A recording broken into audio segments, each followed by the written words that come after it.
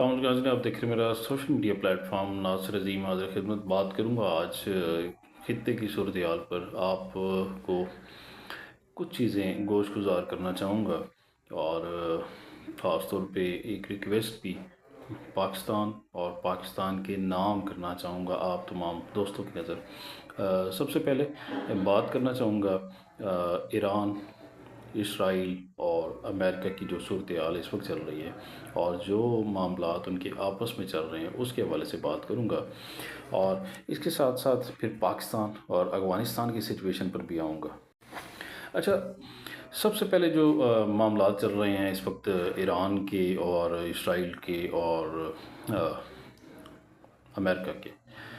आपको याद होगा कि गुज़िश्ता हमले में भी अमेरिका की जानिब से जब एक स्ट्राइक की गई, और बज़ाहिर तो इसराइल ने स्ट्राइक की थी, लेकिन बैक डोर पे अमेरिका ही होता है, मौजूद होता है, उसका इत्तेहादी है, और इसके साथ मुख्तलिफ़ ममालिक का थिंक टैंक भी इनके साथ मौजूद होता है।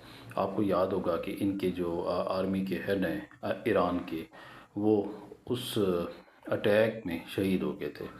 उसके बाद इनके मुज़ाकरात हुए और ये मामला रुक गया।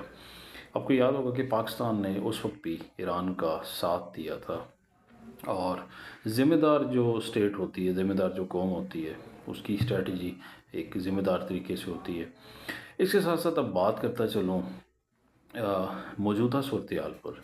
ईरान पर अटैक होता है इसराइल की जानिब से, अमेरिका की जानिब से, और कहा यह जाता है कि उन्होंने रात को अटैक करना था, लेकिन उनके पास उनकी जो खुफिया एजेंसी है CIA, उसके पास इंफॉर्मेशन थी कि ईरान के सुप्रीम लीडर, ईरान के आर्मी हेड और मुख्तलिफ दीगर आला हुकाम इस वक्त एक जगह मौजूद हैं, और उनकी लोकेशन को डिटेक्ट करके वहाँ पर अटैक किया गया, को मार दिया गया, को शहीद किया गया। अच्छा, अमेरिका इस वक्त जो बार बार एक अनाउंसमेंट करता है और वो ये कहता है कि हम मुज़ाकरात चाहते हैं, हम रजीम चेंज चाहते हैं, लेकिन गुज़िश्ता रात आप अगर स्टेटमेंट देखें ट्रंप की, तो उसने 2 माह का जिक्र किया कि जंग जारी रह सकती है। अच्छा, 2 माह का मतलब ये है, 2 महीने का मतलब ये है कि अमेरिका ये नहीं कह रहा कि अमेरिका ये जंग 2 महीने करना चाहता है, बल्कि अमेरिका के पास असेसमेंट है कि ईरान मुसलसल 2 महीने तक स्ट्राइक्स करेगा, लड़ेगा और हथियार नहीं डालेगा। इसके साथ साथ जो इस वक्त की सिचुएशन है वो तो जो फिगर्स हैं, ईरान की जानिब से 560 लोगों का दावा किया गया, और अमेरिका की जानिब से मुख्तलिफ दावे सामने आ रहे हैं। इस वक्त कतर की जो एयर स्पेस है वहाँ पर अमेरिका के बहुत सारे जहाज़ को गिराया गया, और बताया जा रहा है कि काफ़ी सारा नुकसान अमेरिका को हो रहा है। इसराइल में डायरेक्ट मिसाइल जा रहा है, और इसराइल में भी काफ़ी सारा नुकसान हुआ।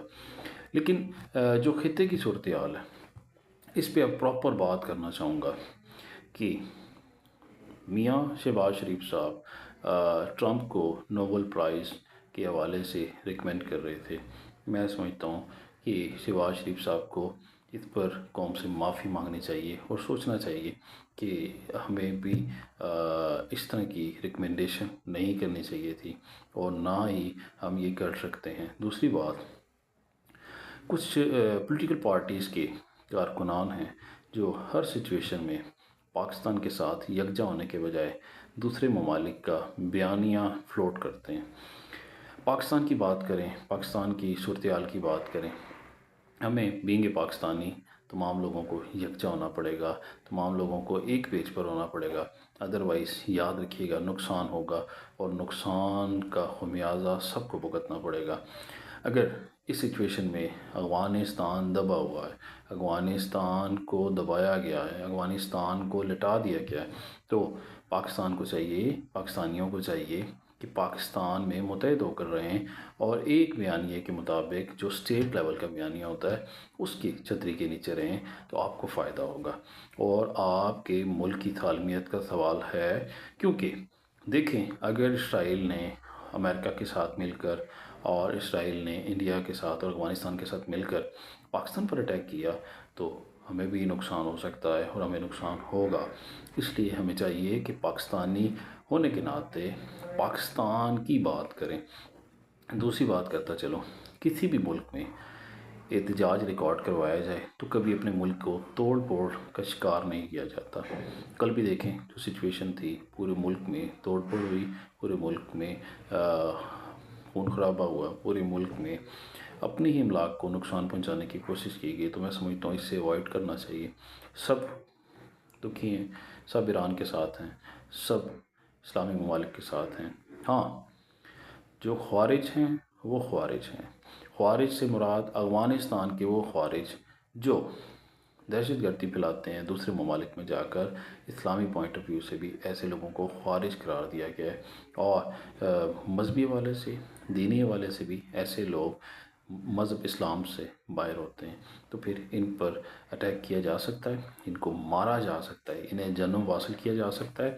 اور جو ملک ایسے لوگوں کو، ایسے عناصر کو پروٹیکٹ کرتے ہیں، پھر ان پر بھی اٹیک کرنا جائز ہوتا ہے۔ پاکستان کا اٹیک افغانستان پر بالکل جائز ہے۔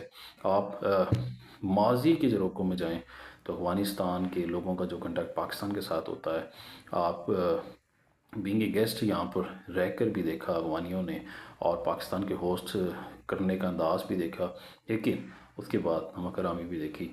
تو کہنے کا یہ مقصد ہے کہ پاکستان کو یکجا ہو کر ایک آواز کے ساتھ اسلامی ممالک اور پاکستان کے لیے ایک آواز بننا چاہیے، تاکہ یہ میسج جائے اسرائیل کو خاص طور پہ کہ پاکستان کو دبانا، پاکستان کو حاصل کرنا اور پاکستان کو اس طرح ڈیمیج کرنا ناممکن ہے، اور ایران کو بھی آپ کبھی بھی فتح نہیں کر سکتے۔